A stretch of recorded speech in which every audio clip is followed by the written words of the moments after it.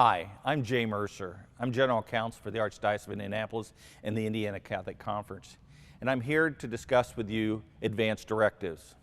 You probably are already familiar with advanced directives because if you've prepared an estate plan, your attorney has probably prepared some of these documents for you.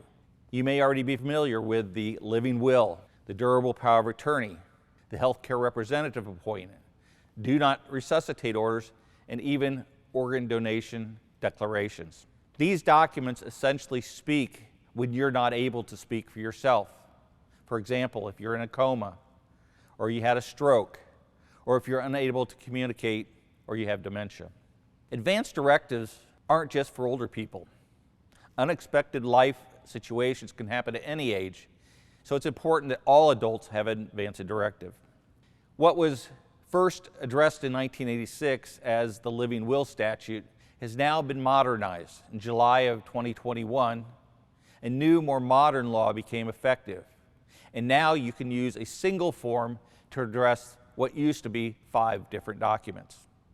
As I mentioned, the new law replaced what I consider to be an antiquated living will law that was first addressed in 1986. Now, I never really understood that term living will. First of all, it addresses end-of-life decisions.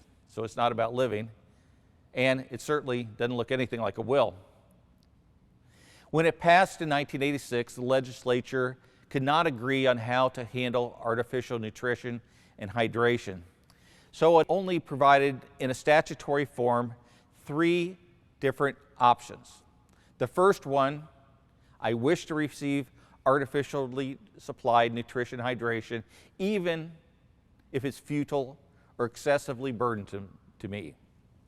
Or, second, I do not wish to receive artificially supplied nutrition and hydration if the effort to sustain life is futile or excessively burdensome to me.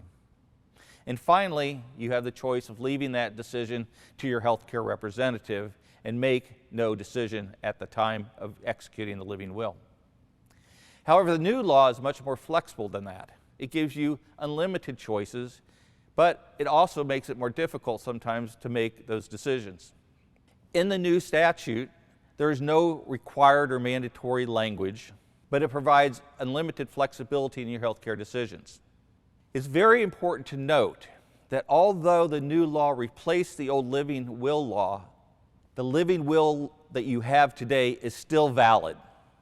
There's no need to rush out and replace your old documents unless you're considering changing your will or other estate plan documents, or unless you really feel a need to address your advanced directives in a more modern way. Under the new law, individuals are given the flexibility to customize their advanced directive in many different ways. It allows you to make your wishes known about your health care on this declaration form. It also allows you to designate someone to be your healthcare representative and also allow them access to your healthcare records in the event that you cannot make decisions for yourself and they need to access this information. It makes known an individual's wishes concerning their end-of-life treatment as well as post-death planning, such as disposition of remains or making anatomical gifts. Finally, it addresses other decisions, including life-prolonging procedures, palliative care, mental health treatment, and even how to receive or plan for public benefit assistance, such as Medicaid and the Choice Program. The requirements for execution of advanced directive are similar to how you executed your other documents. First, an advanced directive must be signed by the individual in the presence of 2 witnesses or a notary public. Now, traditionally, that had to be done in person, but under the new statute, you could be in one room and your witness is on a video screen via Zoom, and that is permitted under the statute. Similarly, there's a statute that allows for notarization of documents virtually. Even advanced directives can be executed not only on paper, but also electronically. After you've executed your advanced directive, you should provide it to your healthcare provider. The provider must place that document in your medical record, and they may rely on your healthcare decisions made in your advance directive, unless the provider has actual knowledge that you have revoked your advance directive. If a healthcare provider acts in good faith on your advance directive, your healthcare provider is immune from liability if they act according to the advance directive. A healthcare provider may refuse to follow an advance directive if the provider concludes that carrying out your decisions would be medically inappropriate or contrary to your best interests. For example, you could not instruct someone in your advance directive for assisted suicide. If a medical provider is unwilling to comply your advance directive, they must appoint another medical provider who will follow your advance directives so that your wishes may be fulfilled. One of the most important parts of this process of preparing an advance directive is to talk to your family and talk to your designated healthcare representative. I know that injury, illness, and death aren't easy subjects to talk about, but planning ahead will ensure that you receive the care that you need and want. Recently, I met with my mom and dad. My mom's 86, my dad's 90, and they're not in really good health.